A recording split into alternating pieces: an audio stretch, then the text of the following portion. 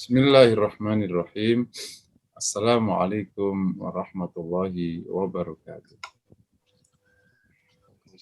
Innal hamdalillahi nahmaduhu wa nasta'inuhu wa nastaghfiruhu wa nastahdihi wa na'udzu billahi min syururi anfusina wa sayyiati a'malina. Asyhadu an la ilaha illallah wa anna Muhammadan 'abduhu wa rasuluh. Allahumma fashalli wa sallim wa barik ala nabiyyina Muhammad wa ala alihi wa sahbihi ajma'in, amma ba'd. Jamaah yang dirahmati Allah, tidak intinya mari selalu kita memberikan syukur kepada Allah. Pada pagi hari ini Allah izinkan kita semua untuk bisa bersama-sama di majelis ilmu, majelis Formula Hati. Semoga diterima Allah Subhanahu wa taala. Sekaligus menjadi wasilah turunnya barokah, rahmat, sakinah dari Allah Subhanahu wa taala. Kita juga berharap semua yang kita kerjakan ini mendapatkan bimbingan untuk bisa diikhlaskan kepada Allah. Berusaha untuk kita ikhlaskan dan semoga Allah menjadikan kita menjadi hamba yang ikhlas hatinya. Amin. Ya Rabbal Alamin. Materinya Syama'il Rasulullah atau Syama'il Muhammadiyah. Kita akan bahas hadis sebagai pengingat bahwa Syama'il ini adalah akhlak Rasulullah yang bercerita tentang hari-hari Rasulullah.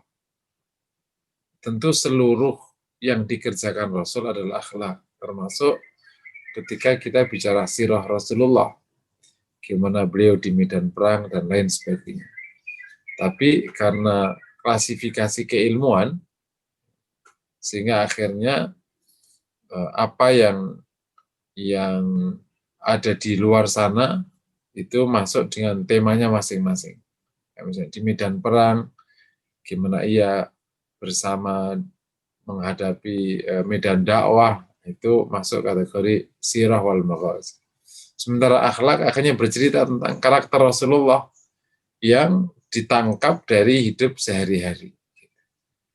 Mestinya karakter juga ketangkep dari kondisi di luar hidup sehari-hari, maksudnya di tema-tema besar. Gitu. Karena sholat itu bagian dari akhlak kepada Allah. Tapi ketika bicara sholat, secara struktur keilmuan masuk kategorinya ibadah. Maka akhirnya masuk kategori hukum. Sementara kalau yang khusyuknya macam-macam, kategorinya bukan di hukum, tapi di ilmu hati. Namanya kitabur raqaiq. Padahal sesungguhnya semuanya itu akhlak Rasulullah. Tapi lagi-lagi ini klasifikasi ilmu sehingga Syama'il akan bercerita tentang karakter dan akhlak-akhlak Nabi SAW yang memang secara umum masuk kategori akhlak, ya, bukan secara hakikatnya perkara. Kita sejenak bersama Al-Quran. Kita di surat Luqman, ya. Oke, kita bismillahirrahmanirrahim. Kita sampai ke ayat. Kemarin sampai 9, Ustaz. Sekarang 10, ya. A'udzubillahi minasyaitonirrajim. Khalaqas samawati bighairi 'amadin tarawunaha. Wa alqa fil ardi rawasiya an tamida bikum. Wa batha fiha min kulli dabbah. Wa anzalna minas samaa'i ma'an fa'ambatna fiha min kulli zawjin karim. Hadza khalqullah fa'aruni madza khalaqal ladzina min dunihi walil zalimuna fi dhalalin mubin. Al-ayat. Ia Allah menciptakan langit-langit bighairi amadin tarawunaha, tanpa tiang yang kau lihat. Wa alqa fil ardi rawasi, dan ia menetapkan, menjatuhkan. Asli kata alqa itu menjatuhkan. Tapi ini bisa dimaknai sebagai menetapkan. Wa alqa fil ardi rawasi, dan Allah jatuhkan, Allah jadikan di bumi gunung-gunung, antamida bikum, ya. Rawasi itu paku, tapi ini gunung. Antamida bikum, untuk bisa membentangkan untukmu. Wabatha fiha min kulli dabbah, dan ia tebar di bumi setiap di bumi semua hal yang melata. Wa anzalna minas sama'i ma'a, dan kami turunkan dari langit air, yakni air hujan. Fa'ambatna fiha min kulli zawjin karim. Maka kami tumbuhkan di bumi, yakni sebab air tadi, min kulli zawjin karim, setiap pasangan yang mulia. Hadza khalqullah, inilah ciptaan Allah. Faruni madza khalaqal ladina min duni. Maka tunjukkan kepadaku apa yang diciptakan oleh yang selain Allah. Padahal zalimuna fi dhalalim mubin. Tetapi orang-orang zalim itu memang berada di dalam kesesatan yang nyata. Di ayat 10 ini Allah menjelaskan tentang ciptaan langit yang diberikan sifat penjelasan bighairi amadin tarawunaha, tanpa tiang yang bisa kau lihat. Ini salah satu hal yang harus kita pikirkan, meskipun pengetahuan sudah sejauh ini. Pengetahuan sejauh ini itu sampai hari ini memang belum bisa menjelaskan langit. Belum bisa menjelaskan langit. Setiap saatnya berubah. Jadi salah satu hal, setiap ayat atau ciptaan yang Allah sebut di Quran itu memang dahsyat. Sekira kita ngerasa sudah tahu, itu terlalu dangkal pengetahuannya. Allah menyebutkan langit ini berulang. Ini memang sampai sekarang masih misteri. Terakhir penemuannya alam semesta ini kayak kolong. Baru, itu juga baru sekali. Sebelumnya abad ke-8 itu belum ada istilah-istilah ini, sampai seorang penulis buku Husnul Hamidiyah itu menyebutkan kalau ada hal yang sudah ditetapkan di Quran maupun Sunnah sementara pengetahuan tidak menjelaskan, itu bukan berarti nggak ada. Itu ada, yang pengetahuan belum bisa menemukan aja. Bahkan kalau kita melihat di hadis Isra Mi'raj, langit itu ada pintunya. Gitu. Nah ini udah belum ketangkep oleh pengetahuan. Kenapa? Karena sama'ud dunya, langit yang paling rendah, itu kan yang di bawahnya ada tata surya kita, itu ada matahari dan semuanya. Itu sama'ud dunya. Karena kan kalau nanti ceritanya persis ketika kita di kajian tauhid, naiknya roh gitu kan. Ketika roh dicabut oleh malaikat Israel, kemudian tidak lama juga ditempatkan di tempat yang sudah disediakan oleh pembawa roh ini ya, yang datang bersama malaikat Israel itu. Itu kan diangkat ke langit, kemudian dibukakan pintu, dinaikin. Terus langit kedua, langit ketiga. Jadi ini ada hal yang pengetahuan nggak bisa menjelaskan dan tidak bisa menjangkau. Inilah agama. Nah, di beberapa hal yang Allah buka pengetahuannya, agama hanya ngasih isyarat. Nah, ini ada langit, ini ada air hujan, gitu. Tapi nanti detailnya biarkan Allah kasih ruang bagi manusia untuk mengetahui.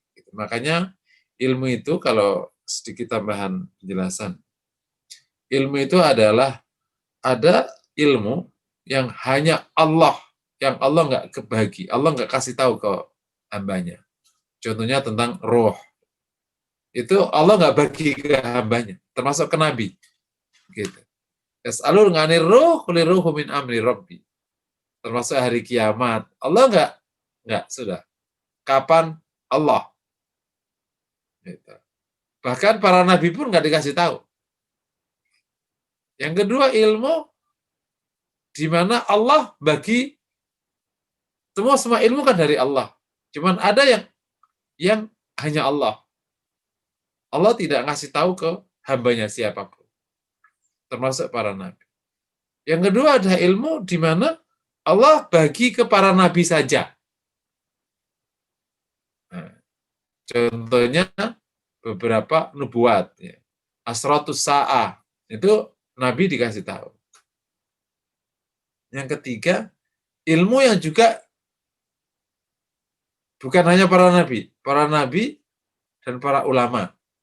Nah, itu dikasih tahu.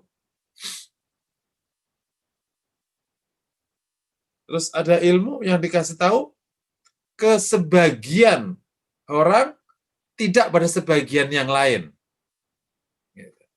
Contohnya ada yang ahli fisika, tapi yang satu ahli IT. Ini Allah kasih tahu ke sebagian, yang tidak dikasih ke sebagian yang lain. Kayak kalau yang ilmu khusus ulama kayak ma'rifatullah. Nah, itu makanya ada istilah al-arif billah, itu hanya para ulama yang Allah kasih. Terus ada ilmu yang diberi ke seluruh hambanya. Gitu. Seluruh hambanya. Ke seluruh manusia. Mu'minuhum wa kafiruhum. Bahkan lebih lagi. Ilmu yang dibagi ke seluruh hambanya termasuk hewan-hewan. Kayak contohnya ilmu tentang pasangan. Ya, kucing tahu pasangan. Gitu. Laki perempuan kucing tahu. Itu nggak usah sekolah. Gitu. Makanya lari dan pergi, ya, itu kucing tahu. Gitu. Cari makanan, kucing tahu. Makanya kalau manusia kerjanya kalau cuma nyari makan pasangan, itu sebenarnya ilmunya kucing. Gitu. Paham ya? Artinya kalau dia manusia, harus tidak di situ ilmunya, bukan hanya itu. Bukan hanya nyari makan. Kalau urusan makan sama manusia, pinteran kucing. Yang kerja siapa, yang makan siapa? Siapa itu? Yang kerja siapa yang makan? Yang kerja orang, yang makan kucing. Nunggu orangnya tidur, kucingnya operasi. Ya. Atau tikus. Orangnya tidur, tikusnya operasi. Dicari nggak ketemu, pinteran tikus. Jadi kalau ilmu tentang masalah makanan, hamba Allah yang lain banyak yang lebih alim. Banyak yang lebih alim. Urusan lari, pinteran singa daripada kita. Jadi maka manusia kalau ada di situ, ya dia sebenarnya lebih hebat kucing, lebih hebat singa. Makanya menjadi manusia karena ada ilmu lain yang ia pelajari, yang tidak diberikan oleh Allah kepada makhluk yang lain. Oke ya. Nah, ini urusan langit ini Masya Allah sampai sekarang masih banyak yang baru keungkap, terus nanti keungkap lagi gitu. Allah juga menyebut tentang masalah gunung, Allah menyebut tentang hewan melata gitu. Allah menyebut langit. Inilah kehidupan ya. Ada langit, ada bumi, ada hewan melata, ada air hujan, ada tumbuhan. Itulah hidup. Itu kan pokoknya hidup. Ada langit, ya, tata surya, terus ada tanah, bumi, ada gunung. Gunung menjadi variabel yang sangat penting. Kalau bahasa gampangnya mengokohkan bumi ini, tapi dari sudut bahasa, itulah cara Allah untuk menurunkan air dan macam-macam. Supaya kalau rata, bahaya. Kemudian, fungsi gunung banyak sekali. Terus ada hewan melata, yang berikutnya ada tanaman. Min kulli zaujin karim. Hidup Allah taruh di satu ayat pokok-pokok kehidupan. Hadza khalqullah. Ini ciptaan Allah. Maka mana yang Tuhan selain Allah itu? Faruni madza khalaqal ladina min duni. Masya Allah. Maka di konteks ini, kalau sampai ada orang berani kepada Allah, su'ul adab kepada Allah, menentang Allah, sebenarnya memang orang ini tidak tahu diri siapa dia. Walilzalimuna fi dhalalim mubin. Tapi Allah sudah tegaskan di ayat 11. Tapi orang zalim tetap aja sesat. Jadi kayak orang kalau udah bingung di hutan, dikasih tahu tetap aja bingung. Ya, misalnya kayak gini, ada orang tersesat di hutan, tapi kita nggak bisa megang. Kita kasih tahu pakai telepon. Nanti kanan. Kanan mana? Loh itu kanan, nggak ada kanan. Nah, kayak gitu. Orang dalil itu sesat itu begitu. Suruh sholat nggak mau sholat, malah maunya nongkrong. Suruh bukan halal nggak mau, malah maunya haram. Gitu. Suruh ngaji, kan sama-sama nongkrong. Nongkrong ngaji, itu jalan benar. Nongkrong nggak berguna, jalan sesat. Misalnya kayak gitu kan. Ini, tapi pada zalimuna, itu lalim. Naudzubillah min dzalik. Semoga Allah jaga kita semua dan Allah berikan petunjuk. Demikian sejenak bersama Quran. Kita lanjut ke materi ya.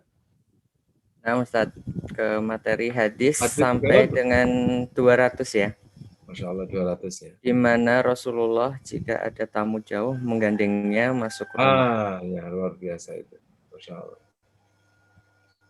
Kita jadi antum sudah jauh nih ternyata ini, Masya Allah. Tapi ini omong-omong kalau Anda bacakan hadisnya, kan ya. Ini dari Adi bin Hatim ya. Tadi salah satu pelajaran penting dari hadis 200 tadi yang paling menonjol ya adalah pertama ketika ada tamu, terutama tamu jauh, itu baik sekali kita sambut dengan menggandeng tangannya. Ya, ini etika bagus sekali. Semoga kita bisa meniru. Ini kan etika-etika kayak gini kalau Rasul nggak ngajarkan kan dari mana sumbernya? Kalau sumbernya budaya, wah masa kayak gitu. Tapi kalau sumbernya Rasul, perfect. Itu top, sempurna sekali. Masya Allah. Yang kedua pelajaran juga penting dari hadis yang kedua. Terus mengulang saja ya, karena kita sudah baca hadisnya. Itu adalah bahwa ketika ada satu agenda yang agak lama, kemudian ada yang mau bertanya singkat, itu boleh kita layani singkat. Tidak perlu yang sebentar tadi harus nunggu selesainya semuanya. Karena kasihan. Kan tadi kan di hadis tadi, ada wanita yang ingin salah Rasul layani, karena sebentar. Boleh, boleh. Baik, baik. Itu baiknya kayak gitu ya. Misalnya kalau di konteks kita ngaji ini panjang, ternyata ada salah satu tamu, misalnya, Ustaz, atau saya pamit ya. Oh ya, silahkan. Nah, ngomong gitu doang kan sebentar kan nggak apa-apa. Tidak harus nunggu sampai selesai, padahal cuma hanya mau pamit. Gitu. Nggak boleh, nggak apa-apa. Itu bagus sekali. Misalnya termasuk kalau ada orang lagi ada majelis, misalnya ada tamu yang bahasanya panjang atau rapat gitu. Terus ada salah satu anak buahnya, sebentar Pak minta tanda tangan. Bentar ya, boleh? Boleh. Itu bagus. Kamu nggak sabar sih urut. Nggak harus kayak gitu. Secara etika karena ini orang hanya butuh sesaat saja. Ini Rasul memberikan contoh, itu bagus. Tidak ada tindakan Nabi yang jelek. Jadi yang kayak itu yang bagus. Yang suruh nunggu ngantri padahal cuma dia butuhnya semenit. Tapi nunggu 3 jam, itu nggak bagus. Tapi Ustaz kalau kayak gitu, nanti orang cara nyerobot sini. Ya, nanti dikaji secara keseluruhan. Apakah nanti punya dampak buruk atau enggak. Hal baik, kalau ternyata dijalankan pakai modus, ya itu buruk.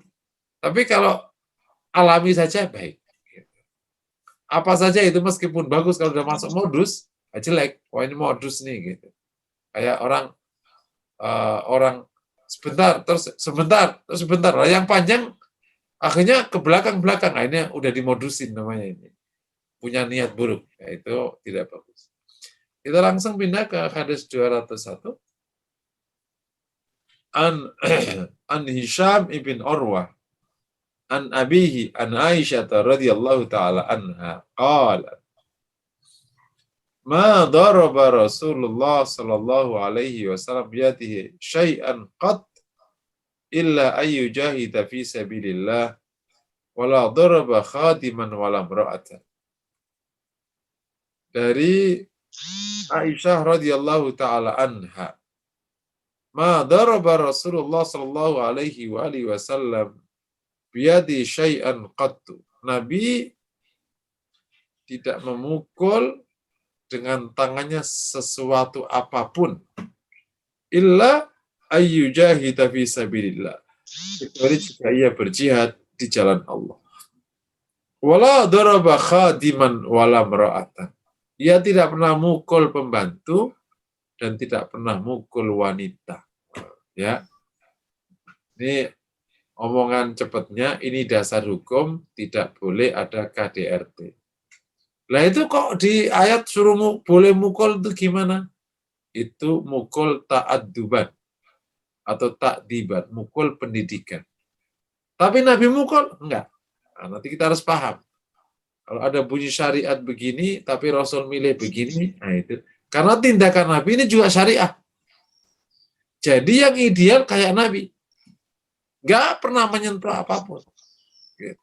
Tapi kalau faktanya istrimu nggak ideal, nah, Islam ngasih ruang.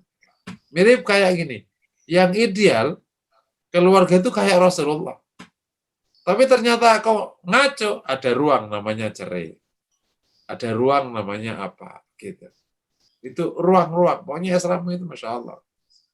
Nah, kalau kita bisa jalankan kayak Rasulullah, luar biasa. Apa itu? Di hadis ini Rasul mengatakan, Aisyah mengatakan, Rasul itu nggak pernah mukul apapun. Dengan tangannya. Jadi, mohon maaf Bapak, mau marah 1000 kali tidak boleh mukul pintu. Nggak boleh mukul banting piring. Tidak mukul tembok. Apalagi mukul orang yang bernyawa. Tangan ini terlalu mulia dipakai mukul. Jadi mukmin memang tidak suka mukul. Mukul bukan akhlak Rasulullah Sallallahu Alaihi. Setuju insya Allah ya. Jadi jangan sampai hanya gara-gara ayat 1 boleh memukul itu seakan-akan langsung digeneralisir bahwa mukmin itu punya kebiasaan mukul. No, enggak. Sehingga seakan-akan justru budaya yang lain yang bukan dari Islam lebih unggul. Dari mana? Gak ada judulnya. Ini ideal yang ini. Tidak pernah mukul. Loh kok ada mukul? Itu ruang. Kalau keadaanmu tidak ideal. Jangan sampai ada pemahaman. Dunia kan apa saja kalau bukan datang dari Allah, itu selalu kelebihan atau kurang. Gitu. Ya, kalau antum perhatikan di beberapa budaya, saking sayangnya sama anak istri, semua orang dibunuh. Itu benar nggak? Nggak benar. Sayang sama anak istri boleh, tapi nggak harus membunuh semua orang. Atau dibalik. Saking nggak demennya wanita ditendangin. Ya nggak boleh begitu. Semua ada ukurannya. Oke ya. Ini yang pertama, bahwa Rasul tidak mukul. Yang kedua, Rasul mukul kalau areana jihad. Jadi laki-laki itu boleh menggunakan tangannya kalau emang areanya jihad. Itu emang area yang lazim menggunakan tangan. Jangan sampai di area damai kok pakai tangan. Ini menunjukkan kita nggak perform. Jangan kebalik. Di jihad takut, di rumah kayak singa. Gitu. Atau juga dibalik, di jalanan kayak kucing, di rumah kayak singa. Sama istrinya Masya Allah galaknya pol. Di luar kucing kena air. Nggak boleh, bukan itu. Mukmin dimanapun baik. Tapi kalau ruangnya sudah urusan jihad, ya tentu itu bahasan jihad sudah kita bahas. Oh belum ya, nanti ada bahasan. Maka dia jadi singa. Di rumah baik sekali.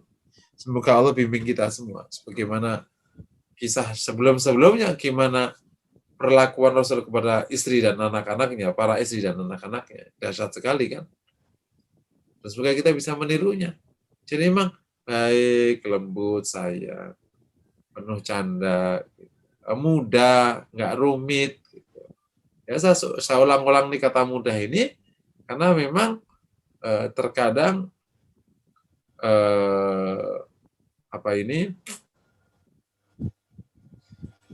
astagfirullahaladzim, orang soleh itu terkadang terjebak dalam kerumitan. untuk urusan selain urusan ibadah dan urusan ibadah, urusan hukum, muamalah, ini mudah aja. Karena Rasulullah SAW rajulan sahlan. Nabi itu orangnya mudah. Clear ya, insya Allah ya. Jadi mukul itu, Aisyah menceritakan Nabi hanya berada di jihad. Selain di jihad tidak ada. Insya Allah ya, kembali. Jadi terbayang ya, kalau sosok laki-laki begitu, kalau kita punya anak perempuan, tenang nggak menyerahkan ke sosok seperti tadi? Tenang. Tapi kalau laki-lakinya beringas, tukang pukul, kalau bahasan reman gitu. Jadi orang menyerahkan anaknya ragu. Sosok laki-laki inilah yang menjadi sosok idaman Muslim. Karena melihat Rasulnya, Rasul Shallallahu Alaihi Wasallam. Jadi kalau kemudian para sahabat begitu ditinggal Nabi ya di tahun ke-10 Hijrah itu demen-demen kehilangan, itu sudah emang bukan 100%, itu 1000% betul kehilangan. Sosok ini tuh sosok indah sekali gitu loh. Sosok itu sosok indah sekali gitu. Kita bayangin Aisyah yang cemburunya polsak pol-polnya itu bisa menceritakan Rasulullah dengan sangat full, penuh gitu. Nggak ada satupun yang dikurangi. Kecemburuannya tidak mengurangi kejujuran yang menceritakan akhlak Rasulullah SAW. Kenapa? Karena nggak bisa ditutupi. Emang demikian akhlak Rasulullah. Siapapun yang tersentuh Nabi pasti mencintainya. Apalagi emang ada hubungan suami istri. Gitu.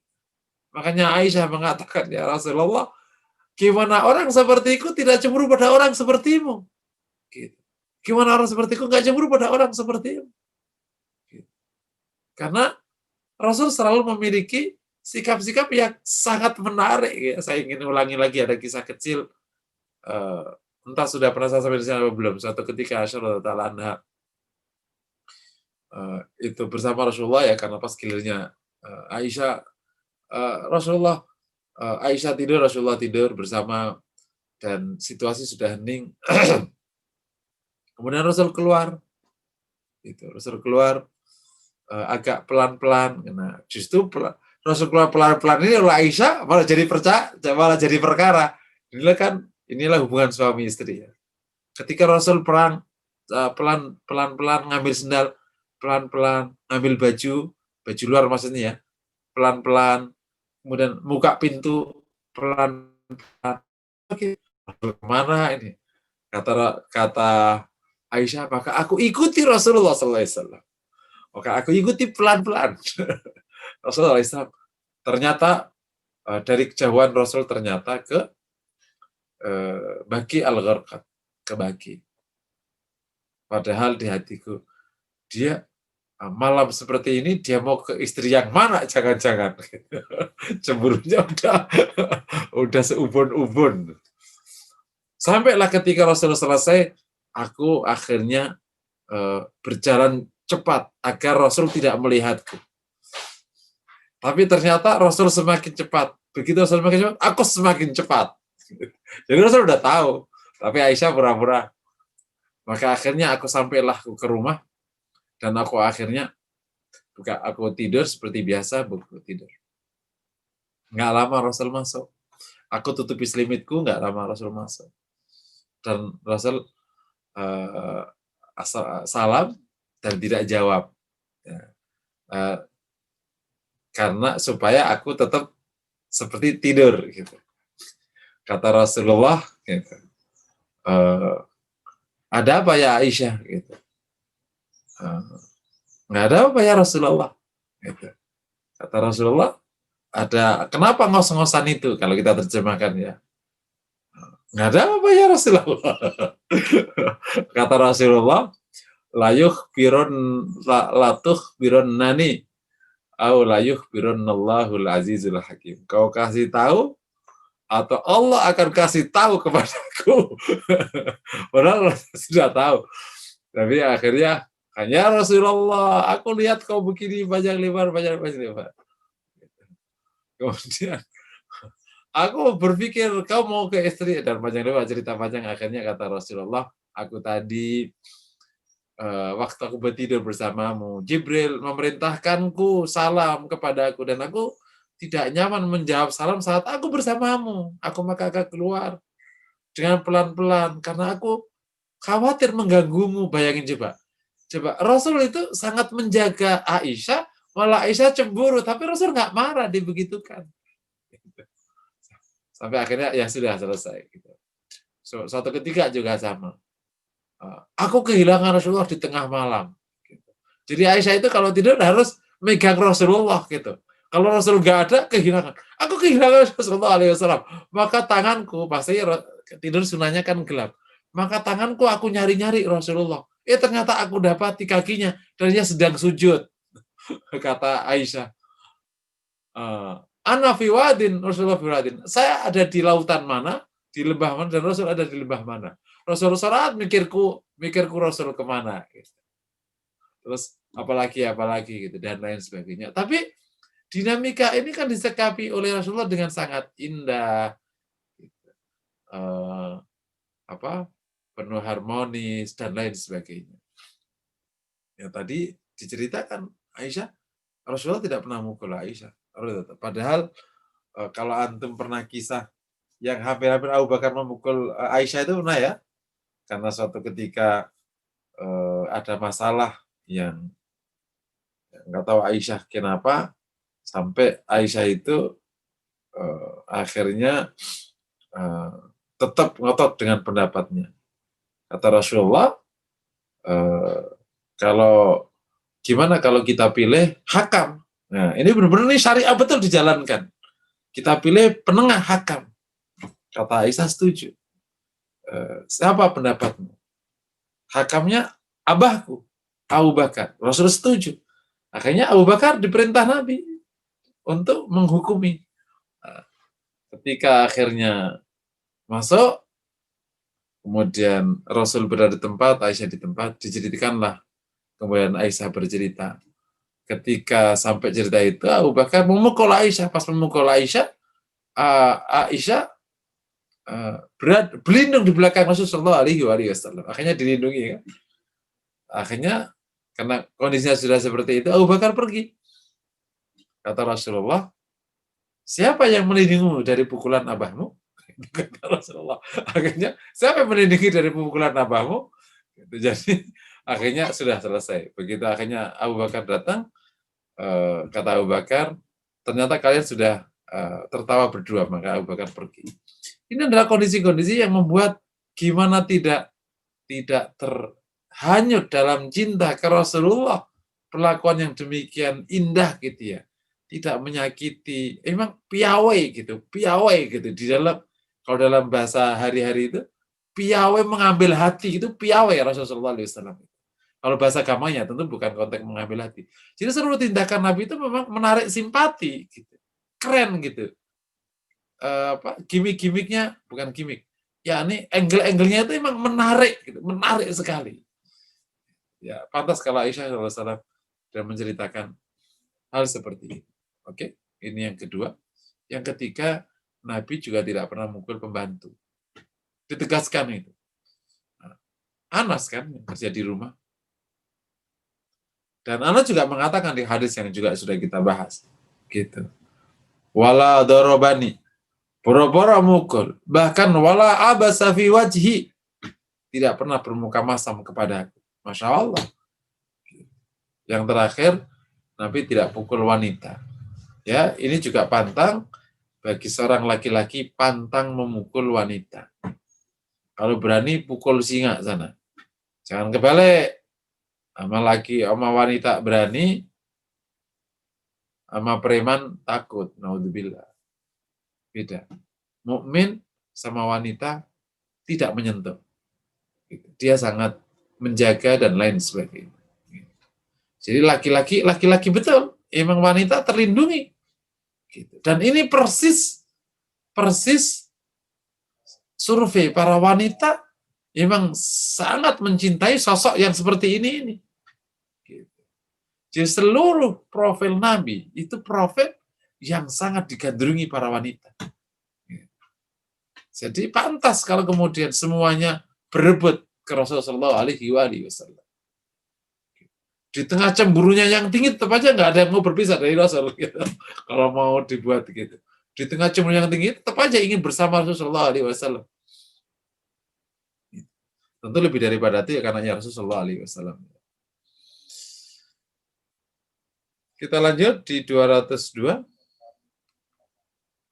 An Aisyah lagi radhiyallahu taala anha qalat kuntu al'abu bil lu'ab fayatiyanna sawahibi faidan dakhala Rasulullah faidan dakhala Rasulullah sallallahu alaihi wasallam faidan dakhala Rasulullah sallallahu alaihi wasallam fararna minhu faida dakhala Rasulullah sallallahu alaihi wasallam fararna minhu fayakhudahunna Rasulullah sallallahu alaihi wasallam fayaruddahunna alaihi. Saya main dengan mainan-mainan. Kalau di luap itu kayak boneka-bonekahan. Fayatiyanna sawahibi, maka sahabat-sahabat perempuanku datang. Faida dakhala Rasulullah, dan ketika Rasul masuk, fararna minhu, mereka ya. Faida dakhala Rasulullah sallallahu alaihi wasallam fararna minhu, dan ketika Rasul masuk, maka sahabat-sahabatku tadi lari, yakni dari mainan tadi. Fayakhudahunna, yakni lari dari Rasulullah sallallahu alaihi wasallam, yakni menghindar. Fayakhudahunna Rasulullah sallallahu alaihi wasallam, maka Nabi mengambil mainan-mainan tadi. Fayaruddahunna alaihi, dan kemudian ia mengembalikan mainan tadi kepadaku. Hadis sahih. Ya, ini kita coba buat simulasi di rumah kayak apa. Pokoknya Syama'il itu begini ya. Sekarang Syama'il itu begini. Jadi hari-hari betul gitu. Semoga kita bisa praktekin ya. Makanya mohon disebar-sebarkan ke banyak orang agar sosok Nabi itu lebih dikenal. Bukan dikenal temanya.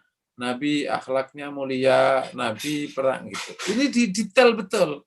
Gitu. Syama'il ini termasuk yang sangat jarang dikaji. Sangat jarang dikaji. Yang paling sering itu sunan, hukum, kedua baru sirah. Nanti kalau kita sudah nanti habis Syama'il, kita ngaji Raqaiq. Raqaiq itu memang salah satu kajian klaster bab tentang hati dan akhirat ya. Jadi Aisyah main, ya, teman-temannya datang, ya, ketika antum tahu rumah Rasulullah ya, insya Allah, saya pernah ceritakan kan, Rasul itu rumahnya kan berderet. Jadi sebenarnya rumah kita itu sunnah loh. Jadi rumah kita itu sunnah. Jadi rumah Rasul itu antara satu dengan yang lain, yang disebut dengan hujurat. Allah menyebut rumah Rasul itu hujurat, bukan bait, kamar-kamar. Karena memang rumah Rasul kan kotak gitu ya. Saya bayangkan aja, deret. Yang paling ujung ini rumah Aisyah. Terus 1, 4 sampai 9. Nanti di tengahnya itu ada Fatimah. Fatimah termasuk di antara para istri Rasulullah. Karena Fatimah adalah putri kesayangan Rasulullah Shallallahu Alaihi Wasallam. Masya Allah. Dan Fatimah adalah putri yang paling dekat dengan Rasulullah segala halnya.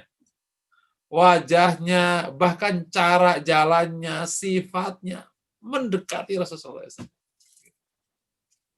Jadi kalau ingat Fatimah, ya ingat Rasulullah. Dan Fatimah adalah Sayyidatu Nisa'i Ahlil Jannah, yakni putrinya para wanita surga. Artinya apa sih? Bukan putri ya, ya penghulu para wanita surga. Jadi, nah rumah Rasul gitu. Nah rumah Rasul itu kalau mungkin dibuat ukuran semoga tidak salah itu 4x7 semua, nggak salah ya, 4,5. Jadi ke belakangnya itu sekitar itu kira-kira. Jadi dibagi dua. Yang pertama sama yang kedua. Yang tempat tidur itu yang kedua. Nah, di dalamnya yang pertama ini yang terus nanti ada tempat mandi ya, itu sendiri. Nah, yang pertama ini ditutup pakai ordeng. Nah, yang masuk ke kamar tempat tidur Rasulullah itu yang ditutup pakai pintu, pakai kayu. Pakai pintu. Ini kalau kayu atau tidak kayaknya perlu riwayat. Kalau Rasul nggak boleh main-main ya. Jadi, nah, yang dimaksud tadi Aisyah main, nggak dijelaskan di area mana, bisa di depan, bisa di tengah. Tapi peluangnya di tengah tidak mungkin, karena semua orang rata-rata kalau namu hanya sampai ruang depan, nggak sampai ke ruang tempat tidur. Dan itu nutupnya nutupnya pakai sitar. Gitu. Nah, ketika Rasul masuk mereka lari. Nah, ini nggak dicek larinya kemana, bisa jadi masuk ke ruang dalam, bisa jadi kan, atau lari keluar, ada Rasul langsung pergi. Nah, ketika mendapati mainan itu ada di tanah kan, berarti Rasul ngambilin dan mengembalikan ini ke Aisyah radhiyallahu taala anha. Jadi bayangin seorang suami yang mulia ini datang mainan berjajaran banyak. Pilihan etikanya, hei siapa yang main? Berantakan, nah itu kita itu. Lagi-lagi datang berantakan, Bu, mana sih ini rumah kayak kuburan? Kayak kuburan. Rumah kok kayak hutan. Tapi Nabi tidak, Masya Allah. Datang, dipungutin sama Rasulullah SAW. Dikembalikan ke Aisyah. Coba bayangin, betapa indahnya gitu loh. Ada orang berantakin, nggak dimarahin, dibantu menyelesaikan. Semoga yang kita kaji nyerap di hati dan kita ngikuti ya. Bukan hanya dengerin atau bukan hanya ngomong bagi saya. Tapi kita ngikuti. Jadi kalau nanti kita bayangkan bapak-bapak ini, yang bapak-bapak ya, kemudian ada istri kedatangan teman-temannya, terus main heboh, main apa kayak gitu. Kalau ibu-ibu biasanya masak-masak misalnya gitu. Maka wah, ada bapak nih, bu, misalnya, ntar aja, waduh, berarti suaminya udah datang ke sorean, nanti kita lanjutkan aja ya. Suami yang baik langsung ikut bantu ngerapiin. Awas para istri, kalau suami baik bukan berarti suami dieksploitasi ya. Jangan dieksploitasi, suaminya ikut ngerapiin. Semoga kita tidak tertarik untuk berteriak, tidak tertarik untuk nyuruh, tapi tertarik untuk bantu. Habis ya, ngomongnya gampang. Ini karena bapak-bapak kalau sudah jadi bapak-bapak cenderung jadi raja. Bapak-bapak kalau jadi bapak cenderung jadi raja. Makanya ada masukan bagus ya, sekolah dari tema. Ada masukan bagus nih. Terutama yang baru-baru nikah. Sebaiknya pengantin awal jangan bawa pembantu dulu. Supaya kita terbiasa ngurus rumah berdua. Ini masukan dari para ahli parenting. Seingat saya itu Bu Eli yang masih masukan ke saya. Kapan engkau bisa menggunakan pembantu? Kalau berdua sudah kokoh bisa ngurus rumah. Kalau udah kokoh, baru pembantu datang. Kalau tidak, nanti dua-duanya benar-benar tergantung ke pembantu dan tidak bisa ngurus rumah, nanti konflik kalau pembantunya pergi. Ini bagus sekali pelajaran untuk kita semua. Meskipun kau punya uang cukup banyak, tidak serta-merta. Kita akhirnya mengandalkan semuanya. Nah, jadi ini kita ada pelajaran, Rasulullah SAW mengambil. Ini apa pelajarannya? Yang pertama, gitu ya, bahwa membantu menyelesaikan masalah di rumah itu baik. Meskipun Anda bukan yang membuat masalah. Membantu merapikan rumah itu baik meskipun Anda yang bukan memberantakin. Awas, jangan sampai kita terjebak sifat kekanak-kanakan. Kan bukan aku, kata adik. Kata kakaknya, lah kan kamu juga ikut tadi. Oh, dua-duanya. Masa bapak ibu ikut gitu? Kata mamanya, berantakin ayo, rapiin. Bantuin dong mak. Yang rapiin, yang berantakin siapa? Enggak, bantuin aja. Bahwa nanti kita ngajarkan orang bertanggung jawab, ngerapiin, itu tidak mengurangi, menutup kita peluang untuk membantu. Bukan berarti sama sekali kita kehilangan peluang untuk membantu. Membantu tetap itu baik. Dan kalau konteksnya ingin mendorong tanggung jawab, maka bisa aja. Ayo siapa yang ngerapikan? Abi bantu. Gitu. Misalnya kayak gitu. Boleh. Tapi di konteks ini, mengambil angle ini keren. Kita ambil peran. Dan secara empiris, seorang ayah yang ngambil peran, itu sama saja perintah 1000 kali. Daripada merintah tanpa ngambil peran. Hei, rapikan. Bagi rapikannya sambil angkat kaki ngerokok. Alah udah itu. Anaknya langsung cebetut, itu langsung 1000 kali. Nyuruh aja si ini. Apa? Enggak. Karena takut. Enggak. Akhlak Rasul tidak begitu. Insya Allah juga kita bisa ikuti ya. Jadi membantu itu baik. Ini bisa diteruskan ke sana-sana. Ternyata pola ini, jadi akhlak itu kan karakter ya, bukan kegiatan ya. Akhlak itu karakter. Memang Rasul itu suka membantu keluarganya. Jadi kejadiannya bukan hanya ini. Nanti ketemu bantu tempat lain. Nanti bantu apa lagi. Emang Rasul di rumah ngambil peran. Gitu. Padahal Rasulullah loh ya. Rasulullah gitu. Jadi kita ini siapa sih kita gitu? Sok sibuk. Nyapu aja nggak mau. Nyapu rumah aja nggak mau. Nangkring. No, enggak.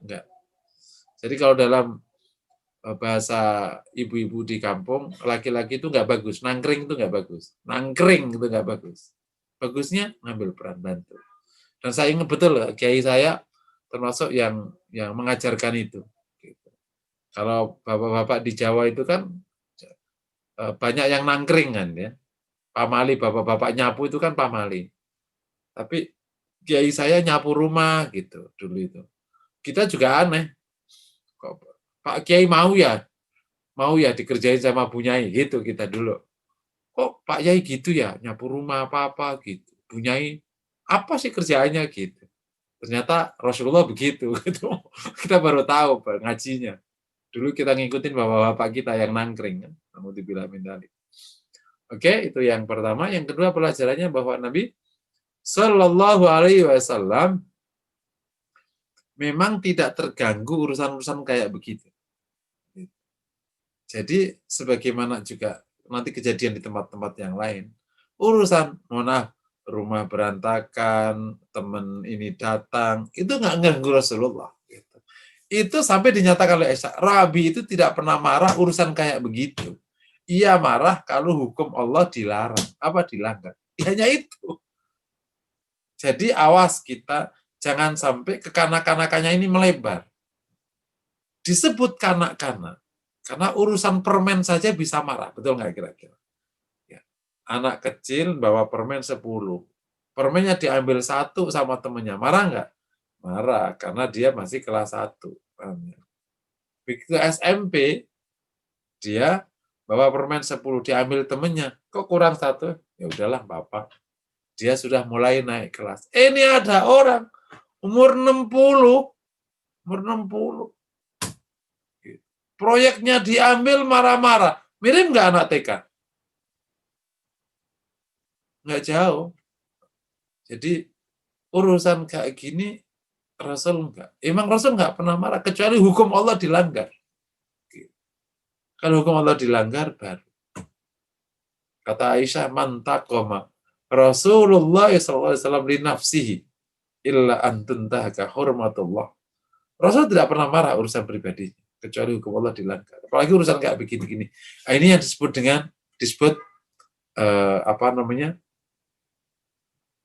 kita nyebutnya apa ya? Area mentalnya itu memang sudah lebih tinggi daripada urusan kayak gini, nggak terganggu. Menjadi cepat marah itu kan karena kan terganggu. tergangguan gitu.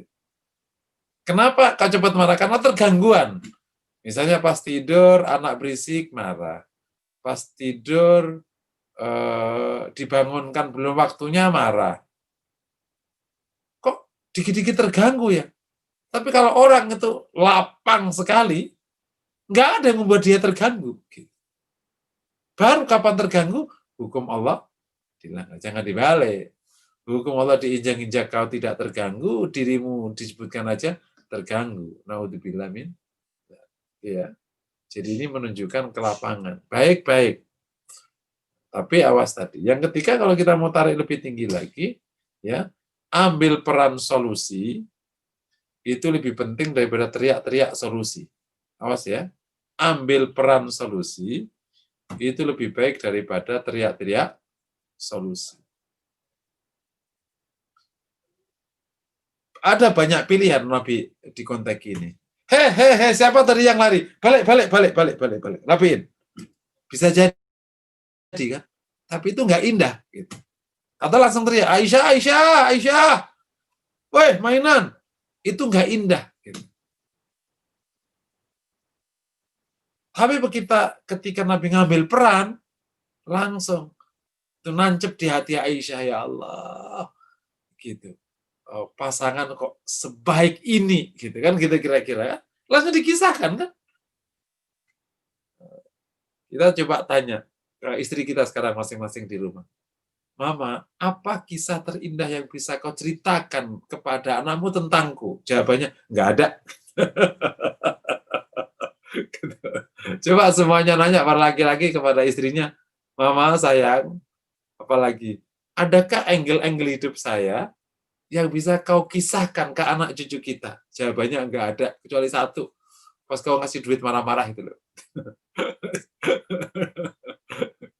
Jadi di konteks ini ta'adduban wa ta'asyan lin Nabi, beradab dan bernyentuh Nabi, ayo kita buat angle-angle yang membuat pasangan Anda bisa menceritakan kebaikan ini kepada anak cucu sebagai bentuk warisan kebaikan.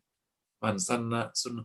Dulu loh abahmu itu, kata istri kita kepada anaknya yang sudah dulu abahmu itu, waktu kalian kecil, Masya Allah, 1, 2, 3. Indah ya. Terus ada nanya, Mama, Papa dulu itu, waktu aku belum lahir itu gimana sih? Pelit. Oh, tidak. Kayak gini, semoga tidak ada cerita tentang kita ke anak cucu. Kita harus punya sejarah indah. Bukan karena ingin dipuji orang, semoga tidak terjadi. Tapi karena ingin bangun sebuah qudwah hasanah di keluarga. Sebuah contoh indah di keluarga.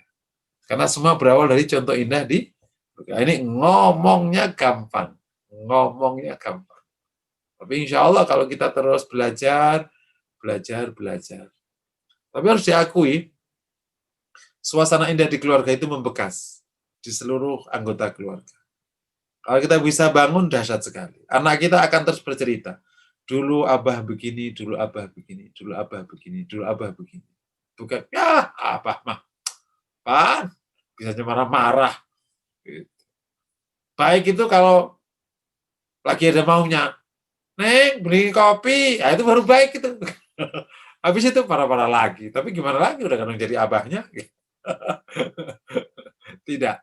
Kita punya kisah-kisah indah. Sebagaimana Rasul punya kisah indah yang diceritakan oleh para istrinya. Nabi begini. Ini kita nyebutnya apa? Terekam secara baik oleh Aisyah, oleh istrinya.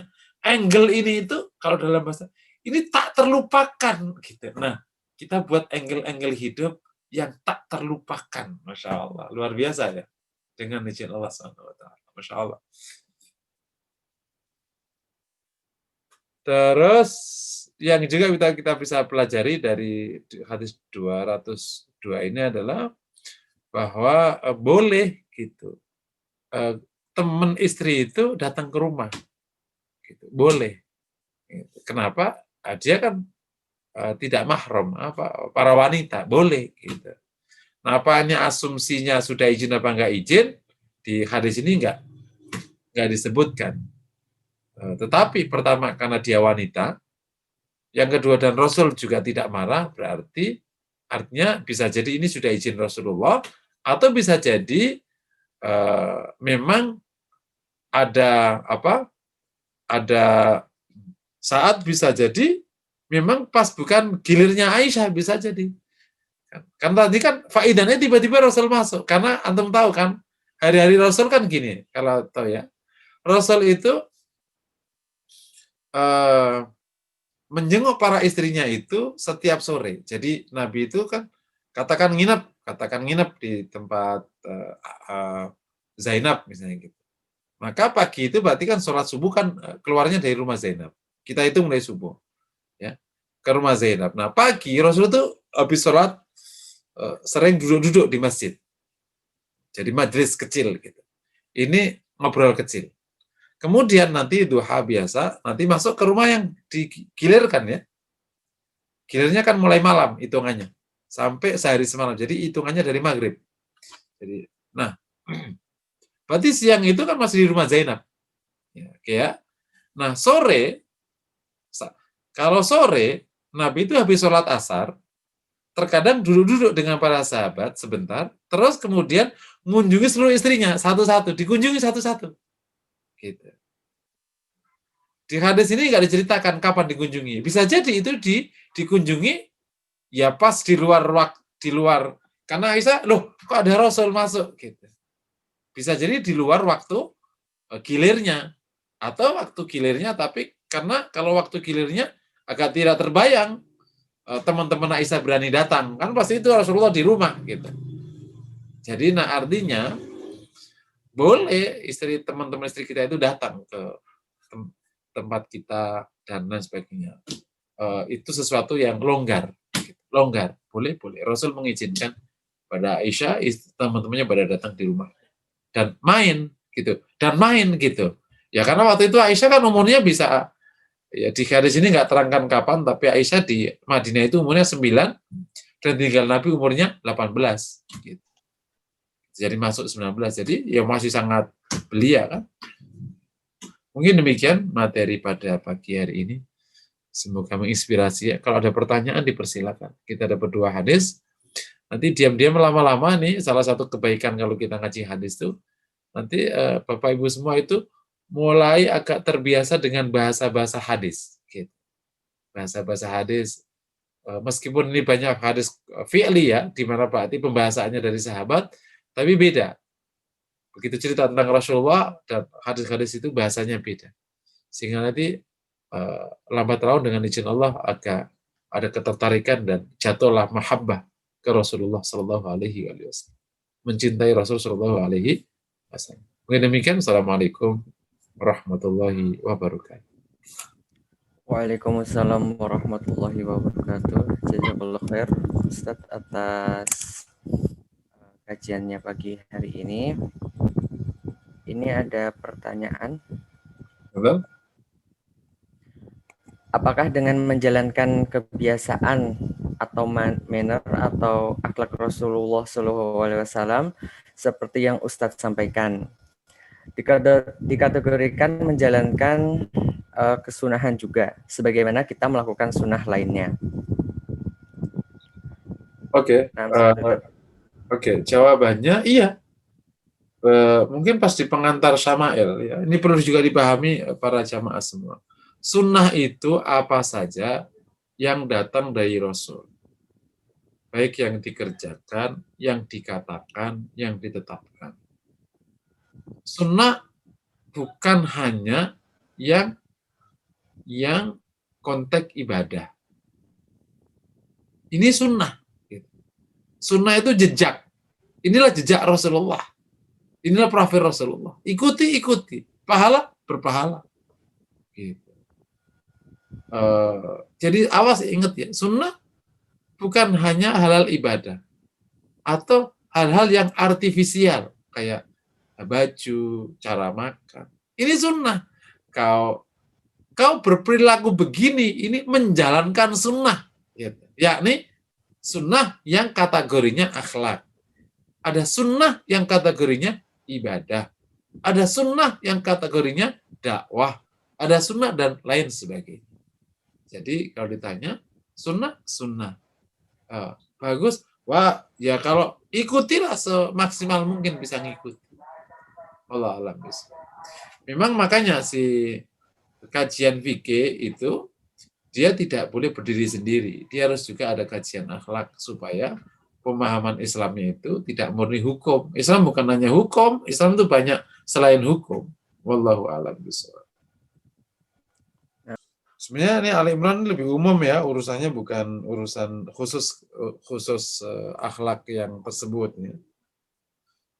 Bicara tentang orang kafir, tentang sabar ya. Tidak secara khusus tidak ada kaitannya. Jadi kalau mau ditanya niatnya apa? Jadi gini ya, tolong pahami masalah bab niat ini. Bab niat ini memang kalau kita mau pendekatan fikih, terutama fikih Syafi'iyah, ini memang menjadi sesuatu yang program tersendiri, kegiatan berdiri sendiri. Misalnya saya niat sholat, saya niat wudhu. Nah, terus gimana kalau kita melakukan ini pakai niat? Jadi kita akan tarik ke bab masalah berpahala tidak berpahalanya ya. Tindakan niat itu menjadi wajib dan akhirnya menjadi rukun misalnya, itu untuk ibadah yang punya kesamaan sama yang lain. Ibadah dan punya kesamaan dengan yang lain. Kalau tindakan itu bukan ibadah, atau ibadah tapi tidak punya kesamaan dengan yang lain, maka secara hukum tidak perlu rukun niat. Contoh, orang baca Quran. Orang baca Quran itu sah baca Qurannya, meskipun tidak niat baca Quran. Karena baca Quran tidak sama dengan baca Quran. Tapi kenapa sholat kewajib niat? Karena sholat ada kesamaan dengan sholat yang lain. Karena sholat isya sama sholat duhur itu sama, maka perlu niat. Ya, ini bab masalah rukunnya. Tapi apakah nanti diterima oleh Allah, nggak diterima oleh Allah, itu bab ikhlas. Ikhlas itu bukan dibunyikan di niat. Waktu orang berbuat, itu otomatis akan ada motif. Nggak mungkin perbuatan tanpa motif, itu nggak mungkin. Mirip kalau orang jual beli. Nah, di konteks ini, pandangan dari ahlu tazkiyatun nafs, ahlu tasawuf itu menarik. Semua tindakan, jika tidak melanggar, apalagi secara nyata mengikuti Rasulullah, itu otomatis berpahala. Nah, ini kaidah ini menarik. Karena hari-hari Anda ketika melakukan hal yang tidak melanggar, itu sebenarnya bisa diisi dengan yang melanggar. Misalnya kan Anda di rumah, duduk, itu kan bisa diisi dengan menggunjing. Ketika Anda tidak menggunjing, ya berarti insya Allah berpahala. Nah, itu kaidah bagus tuh kalau dari orang tasawuf. Nah, ketika kita melaksanakan tindakan mengikuti Rasulullah, itu pasti ada motif. Kenapa kok aku makannya kayak gini? Itu kan ada motif di hati, nggak perlu dibunyikan kan? Gitu. Nah, maka itulah niat namanya, ketetapan hati. Gitu. Nah, sehingga insya Allah berpahala. Nah, cuman kalau mau dihadirkan setiap saat boleh. Itu yang oleh Imam Nawawi namanya ikhdarun niyah, menghadirkan niat. Terus gimana niatnya? Niat mengikuti Rasulullah. Gitu. Kalau dihadirkan niat misalnya, ya niat mengikuti Rasulullah. Terus apa setiap saat? Bisa aja umum. Saya niat ingin mengikuti Rasul pada setiap kegiatan di rumah. Insya Allah semuanya berpahala. Insya Allah. Kalaupun tidak diniati sedetail kayak gitu, itu insya Allah sudah masuk kategori berpahala. Karena begitu kita ngikuti Nabi, ya itu berarti otomatis sudah ada niatnya. Gak mungkin tanpa niat.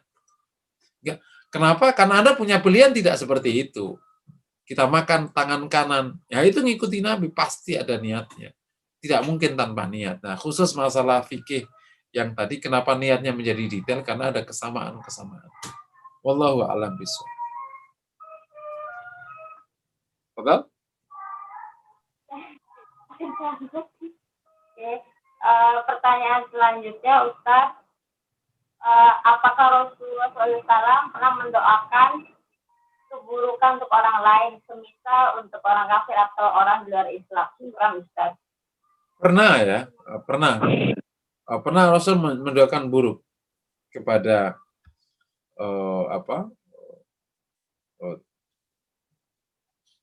misalnya kepada para korban dari orang Quraisy di perang Badar, itu juga mendapatkan doa. Demikian juga sebagian kabilah, saya lupa ini kalau kabilahnya, ada sebagian kabilah ada berdoa buruk, sebagian orang berdoa buruk. Terus kemudian, tapi yang salah satu Bani Daus ya, dari kabilah Tai itu karena dilapori oleh Rasulullah karena dia telah bermaksiat, dan ada seorang utusan datang dari sana, dari Bani Tai, Rasul angkat tangan, dipikir itu doa azab, tapi ternyata Rasul justru mendoakan hidayah. Kalau ternyata pernah, boleh. Tapi bagusnya gimana? Sebagian besar Nabi doanya hidayah. Kalau dikatakan, jadi itu adalah hikmah aja. Yang paling tepat untuk kaum itu bagusnya apa? Gitu. Ada yang memang dapat doa hidayah dari Rasulullah, ada yang dapat doa buruk. Yaitu ya kalau dalam bahasa ya nasibnya. Kalau dapat doa buruk Rasul, berarti itu nasibnya emang. Ya mungkin memang itu sudah secara aturan akidah memang bisa jadi memang nggak ada hidayahnya, jadi memang tetap padanya adab, gitu. Sehingga didoakan Rasulullah. Jadi ulang lagi pernah Rasul, wallahu a'lam bishawab.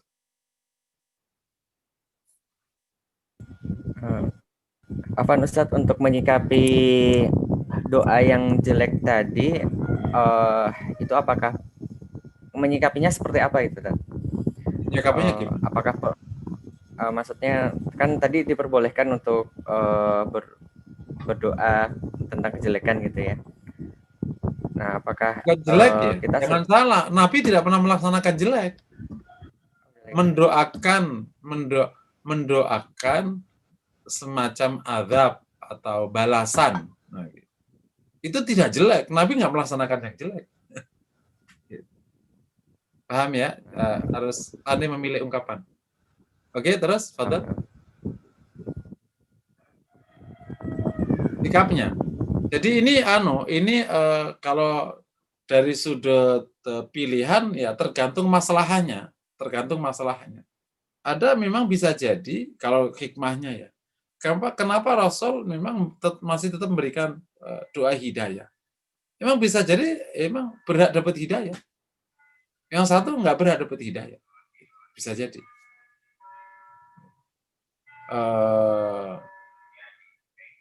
Terus gimana milihnya? Allah akan bimbing antum sendiri. Nanti digerakkan ke arah mana? Gitu. Kalau secara aturan boleh. Gitu. Tapi tetap Rasulullah SAW tetap sebagaimana yang paling dominan ia adalah pengasih penuh kasih sayang ya. Terus doanya banyak yang baik. Kalau untuk orang kafir doa hidayah dan lain sebagainya. Jadi kalau kita mau menyikapi si antumnya, kalau di konteks hari-hari tinggal dicari yang terbaiknya aja. Wallahu a'lam. Nah, Ustaz, syukran. Ada pertanyaan lagi?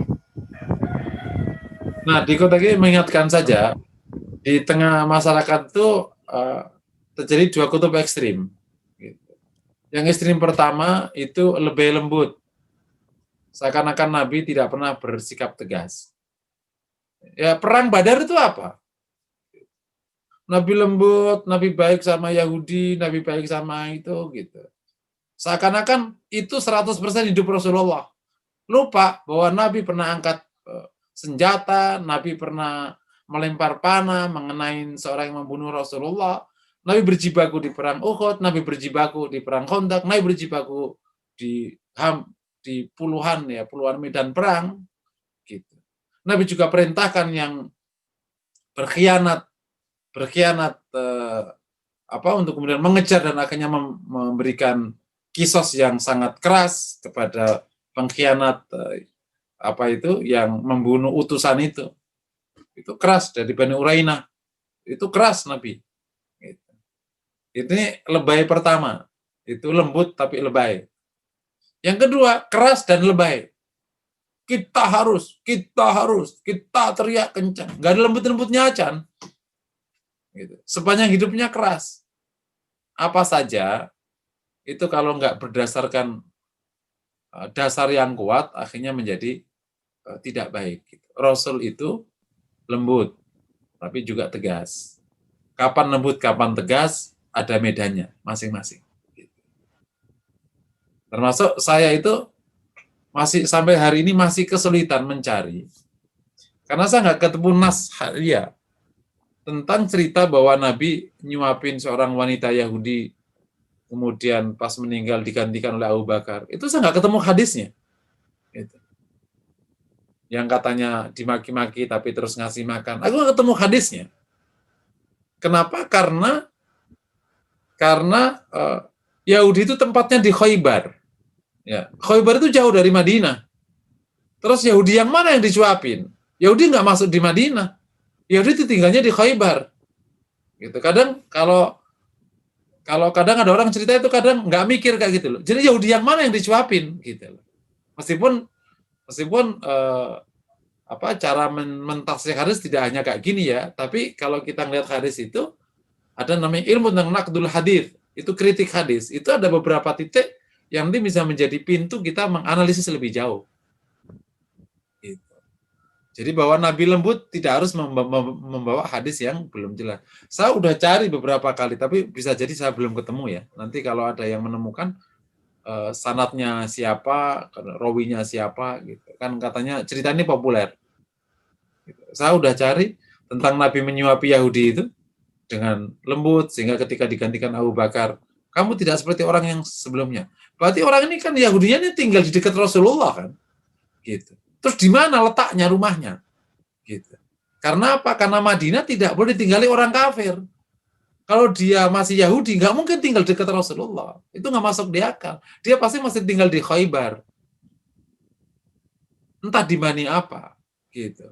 Berarti sebelum pengusiran, ya kan? Karena setelah itu kan ada perang Bani Qainuqa ya, setelah perang Khandaq. Berarti sebelum pengusiran. Terus Yahudi yang mana yang disuapin? Gitu. Kadang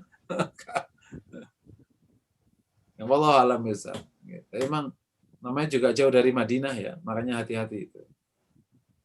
Kalau dengar hadis kayak gini, cari hadis. Wallahu a'lam bishawab. Insyaallah nanti. Pokoknya kalau cerita tentang, pokoknya asal ini ya tradisi yang juga harus kita kembangkan di Majelis Formula Hati, karena kebetulan Anda semua berkesempatan belajar hadis. Ini kan hanya belajar hadis kan, cuman syama'il gitu ya. Sehingga kebiasaan orang hadis bisa diikuti. Wallahu a'lam bishawab. Nah, Ustaz, syukran penjelasannya. Pertanyaan terakhir, bagaimana Rasul menghadapi anak-anaknya ketika masih kecil? Apakah beliau juga tidak pernah memarahi mereka? Maksudnya untuk pelajaran bagi ibu-ibu yang anak yang belum dewasa. Ya, jadi kalau Rasul itu kan anak kecilnya banyak yang sudah meninggal di usia muda, ya, di usia kecil. Ya. Kisah tentang anak Nabi lebih banyak kita dapati dengan Zainab, tapi Zainab juga udah agak gede. Kemudian kisah tentang Nabi bersama anaknya itu pernah case tentang kemungkinan anaknya Ummi Salamah, kemungkinan kisah tentang Rasulullah SAW pernah makan di salah satu istrinya, kemudian anak-anak itu makan mengambil dari tempat jauh, kemudian Rasul mendidiknya. Jadi kalau mau ditanya gimana, ya akhirnya kita ngambilnya bisa jadi kalau parenting Islami ya tidak murni dari tindakan Nabi, Kita ngambilnya ya dari kaidah-kaidah umum yang lain, yang nanti bisa mengerucut menjadi satu kesimpulan parenting yang Islami. Karena kan Nabi waktu diangkat jadi Nabi, itu anaknya udah gede-gede, paham ya? Ya. Waktu Nabi jadi Nabi, itu anaknya udah gede-gede. Gitu. Kan anak Rasul dari Khadijah, selisih dari umur dari 25 sampai umur 40, 15 tahun, berarti kan anaknya umurnya ada yang 7-8 tahun ya. Dan sebagiannya sudah meninggal di usia kecil. Jadi yang masih ngikuti Rasul sampai ikut, jadi yang pernah berkomentar tentang dinamika Rasul waktu jadi Rasul itu Zainab.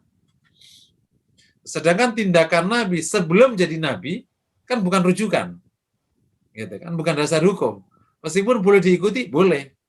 Gitu. Tapi karena bukan jadi rujukan, jadi sahabat nggak menceritakan itu. Sahabat tidak menceritakan perilaku Nabi sebelum jadi Nabi. Gitu. Kalau diceritakannya namanya bukan ke Syama'il, tapi ya di sirah, sejarah hidup, pernah ini gitu. Dan sirah kalau masuk ke hadis ya nanti bisa dasarkan. Kalau hanya sejarah biasa ya harus ditaskih sahih tidaknya. Gitu. Kalau sejarah yang tidak sejarah yang di buku sejarah itu ya masih harus diakurasi lagi gitu. Nah, sehingga kalau ditanya Nabi dulu gimana? Ini memang kedapatnya kita hanya dapatkan di beberapa angle, misalnya dengan Zainab tadi ketika Rasul dikasih debu oleh orang Quraisy, kemudian Zainab nangis, kemudian Rasul menghiburnya gitu. Ayahmu insyaallah, Allah pasti menolong ayahmu gitu. Terus kemudian kis-kis dengan Fatimah, tapi juga kisahnya waktu kis-kis dengan Fatimah juga Fatimah sudah menikah gitu. Paling kita dapati Rasulullah dengan cucunya Hasan Husain ada berapa case gitu. Ada berapa case dipeluk, Nabi mencari Hasan Husain di rumah Fatimah gitu. Dan sehingga kalau ditanya persis jawabannya akan banyak menggunakan dalil-dalil umum gitu. Yang seluruh perilaku Nabi yang didapatkan oleh istrinya dari Rasulullah itu bisa digunakan di dalam perilaku Nabi kepada anaknya. Tapi secara umum, kalau Nabi dengan anak-anak ini umum ya, tidak terikat dengan anaknya saja, Nabi itu dekat sama anak-anak. Gitu. Jadi anak-anak Madinah itu senang sekali ke Rasulullah. Ada dua angle yang tercatat di Syama'il itu. Kalau Nabi itu datang dari bepergian, entah perang atau dari mana, yang menyambut anak-anak. Jadi mungkin saya bayangkan, Rasulullah datang, gitu. Mungkin gitu kalau saya bayangkan. Gitu. Bukan, ada Rasul, orang takut enggak. Jadi anak-anak menyambut Rasulullah. Jadi Rasul sangat disukai anak-anak. Yang kedua, anak-anak Madinah suka datang ke Nabi, menarik tangan Rasulullah. Menarik tangan Nabi, diajak pergi. Dan Rasul tidak melepasnya. Jadi mungkin dia diajak kalau ini hanya membayangkan saja. Jadi kan ada ustadz kadang kan di masjid tuh sama anak kan dekat, akhirnya kan ngerimbiang, Kak ayo dong Kak, main dong Kak, gitu. Jadi Rasul itu sering didatangi anak-anak Madinah, ditarik tangannya, dan Nabi tidak melepasnya sampai mereka melepasnya. Gitu. Mungkin ditarik-tarik anak Madinah kemudian diajak-ajak apa gitu. Saking senangnya ke Rasulullah SAW karena selalu dibela Rasulullah. Gitu. Jadi dibela Rasulullah SAW. Masya Allah. Paling itu Bu, kalau kita mau ambil ya secara umum akhirnya kita kembalikan ke parenting Islami yang dasarnya ya bisa Quran, bisa perintah Nabi sendiri. Kan sunnah kan tidak harus yang dilakukan kan, bisa perintah Nabi atau bisa tindakan sahabat diakui Nabi, gitu. Atau akhirnya juga pernyataan sahabat yang dianggap itu hukumnya marfu, dianggap itu dalam koridor wahyu. Nah, itu kira-kira akhirnya sebagaimana parenting Islami yang sudah bisa jadi dengar di tempat yang lain. Allah alam bisa. Pada saat Nabi memiliki anak, apakah yang diprioritaskan pertama kali dalam mendidik anak? Karena Nabi sibuk mengurus umat. Bagaimana Nabi menciptakan madrasah di rumahnya? Apakah istri Rasul yang mengajarkan Al-Quran atau Rasul sendiri? Oke, jadi kalau sudah teknis kayak gini, kita ngikuti perintahnya. Ya artinya kalau Anda kemarin berkesempatan ngikutin kajian saya Ramadan, itu saya banyak bacakan hadis Nabi tentang pengasuhan. Jadi yang kita dapati hadisnya qauli. Nah, kalau hadis qauli ya itu otomatis Nabi pasti menjalankan, karena Nabi tidak pernah mengatakan yang tidak ia jalankan. Jadi ada beberapa hal yang diajarkan itu, ada urusan Quran, termasuk sholat itu dapat penekanan khusus gitu. Terus kalau kita tarik lebih luas, bukan hanya anak-anaknya ya, tapi kepada anak kecil yang merupakan bagian dari proses pengasuhan, kepada Ibnu Abbas itu mengajarkan tentang tauhid gitu. Jadi kalau mau ditanya apakah Nabi sendiri, jawabannya ya kita harus cek, karena ini hadis fi'li berarti. Jadi dalam beberapa hadis yang terkait dengan pengasuhan banyak hadis qauli, pernyataan perintah Rasulullah SAW. Ya berarti dia itu dianggap pas Nabi melakukannya. Persoalannya kan pada waktu hadis ini dinyatakan, apakah Nabi masih punya anak kecil apa enggak gitu. Bagaimana saya sebutkan tadi. Jadi intinya kalau ditanya Nabi gimana, ya sebagaimana diperintahkan aja kepada kita. Ya ini diajarkan tauhid kepada anak-anak, diajarkan ibadah, termasuk yang dikatakan oleh para sahabat, diajarkan tentang hadis ya, tentang sirah Rasulullah gitu. Apakah Nabi sendiri atau apa? Ya kita harus dapat dasar hukum kalau kayak gitu. Tapi secara umum dalam pengasuhan Islam yang dinyatakan perintahkan Nabi, ayah harus mengambil. Gitu. Pertama kali mendidik itu ayahnya. Gitu. Ibunya terlibat. Seluruh hal terkait dengan rumah tangga itu ayahnya mengambil peran. Nanti ibunya terlibat. Gitu. Nah kalau ayahnya tidak bisa melakukannya karena satu dan lain hal, nanti ibunya yang melakukannya. Itu kira-kira tradisi para sahabat. Kalau bapaknya nggak bisa melakukannya karena misalnya dia pergi ke jihad atau pergi berdagang, maka ibunya yang melakukannya. Itu sudah menjadi tradisi dan ini bisa diikuti. Karena datang dari para sahabat, artinya itu ya itulah yang sebenarnya. Amin. Ditanyakan Nabi sibuk sekali. Saya katakan tadi, kalau kita belajar dari Syama'il Nabi, Nabi itu istrinya sibuk, tapi rileks. Apa ya namanya? Nabi itu nggak padat gitu, nggak kayak kita padat banget gitu, enggak. Nabi itu rileks hidupnya. Kenapa kalau kita padat? Karena kita nggak perform, Mbak, sebenarnya. Ngaku aja. Contoh gini, contoh. Kan tadi dikatakan Nabi itu ngurus umat macam-macam. Jangan bayangkan Nabi sampai terus stres, rapas tiap hari. Enggak gitu hidup Nabi itu. Rileks hidup Nabi. Kenapa coba?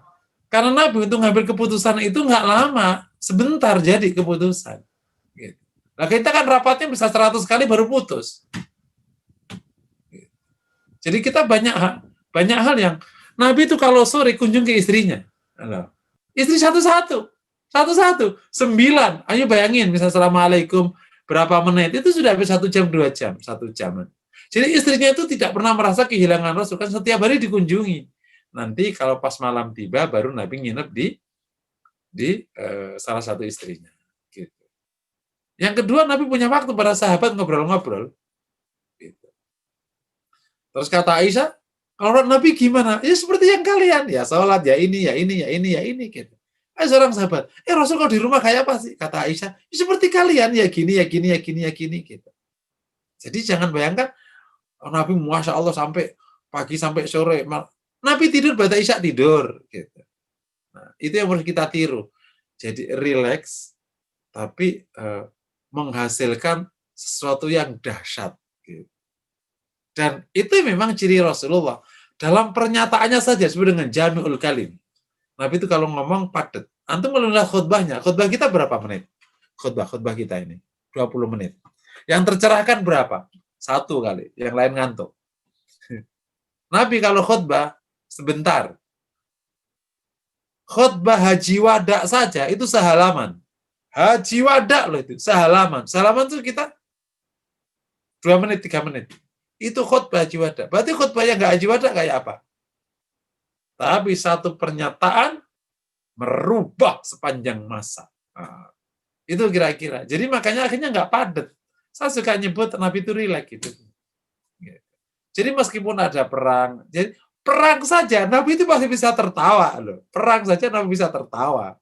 Nah, yang jadi masalah kita ini sebenarnya achievement-nya sedikit, programnya yang banyak. Ternyata programnya itu banyak yang sampah. Karena pada waktu memprogram itu kita juga nggak perform. Antara kerja sama kinerja nggak jadi satu. Gitu. Mohon maaf ya, kita nyari nafkah itu sebulan. Tapi duitnya habis seminggu. Itu sebenarnya bodoh apa bodoh? Gitu-gitu. Kayak gitu. Jadi nggak perform kita. Karena bisa jadi saking konsumtifnya kita, bisa jadi ya saking banyak-banyaknya lah, banyak hal. Jadi Rasul itu rileks hidupnya. Jadi keurus kayak gitu itu tuh keurus gitu.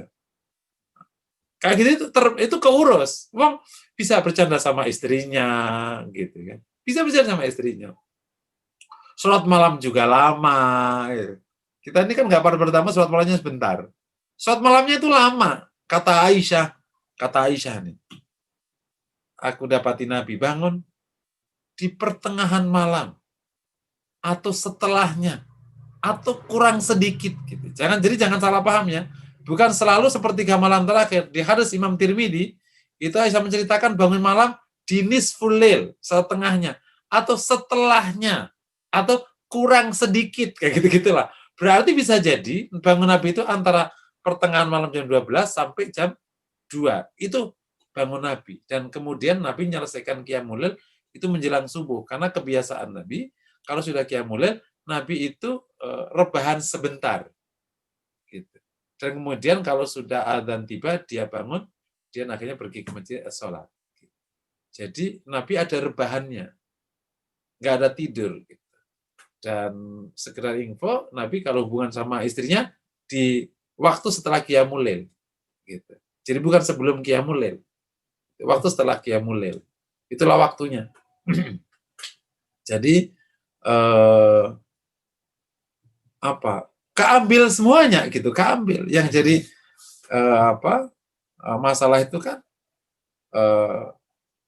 kita itu untuk satu achievement butuh 100 kegiatan. Nabi enggak, satu aja udah cukup. Perang Badar rapat dalam satu pertemuan, perang Uhud rapat dalam satu pertemuan. Mengalahkan Quraisy 1 hari, enggak sampai berhari-hari gitu. Jadi perang Nabi kan sehari, 2 hari gitu doang aja, bukan perang sampai bertahun-tahun. Enggak, itu mah kecapean. Kagak gitu. Untuk menumbangkan Quraisy sekali, udah doang kan perang Badar langsung tumbang. Uhud sehari, dikejar 3 hari, 4 hari lah. Khandaq ya itu agak lama. Udah selesai, sudah. Cepet gitu. Ini antum bayangkan Rasulullah dan Rasul kita semua itu begitu ya. Kita ikutilah. Kalau orang Jawa bilang kita banyak sendon. Sendon itu banyak kegiatan yang tidak inti masuk ke kegiatan, seakan-akan kegiatan. Kalau enggak. Kayak orang rapat, itu sebenarnya banyak enggak rapatnya. Rapatnya mungkin setengah jam. Selebihnya itu ngobrolnya. Terus ditanya sama, Pak dari mana rapat? Lama amat. Oh, ini perkara penting gitu. Jadi orang jangan merasa penting dengan cara menyibukkan diri. Udah nggak bagus, udah nggak levelnya. Jadilah orang penting yang rileks. Nah, gitu kira-kira kita aturannya. Masya Allah. Fadal. Cukup ya? Jadi, Ustaz. Jadi efektif dan efisien. Masya Allah. Memanfaatkan kegiatan. Pokoknya top lah kalau ngikutin. Baik, insya Allah. Bermanfaat sekali Ustaz atas apa yang disampaikan Ustaz pada pagi hari ini. Semoga menjadi suri teladan kita semua insya Allah. Amin amin ya rabbal alamin. Untuk pertemuan kali ini kita akhiri dengan membaca hamdalah bersama-sama. Alhamdulillahirabbil alamin. Kita tutup dengan doa kafaratul majelis. Subhanakallahumma wa bihamdika asyhadu an la ilaha illa anta astaghfiruka wa atubu ilaik.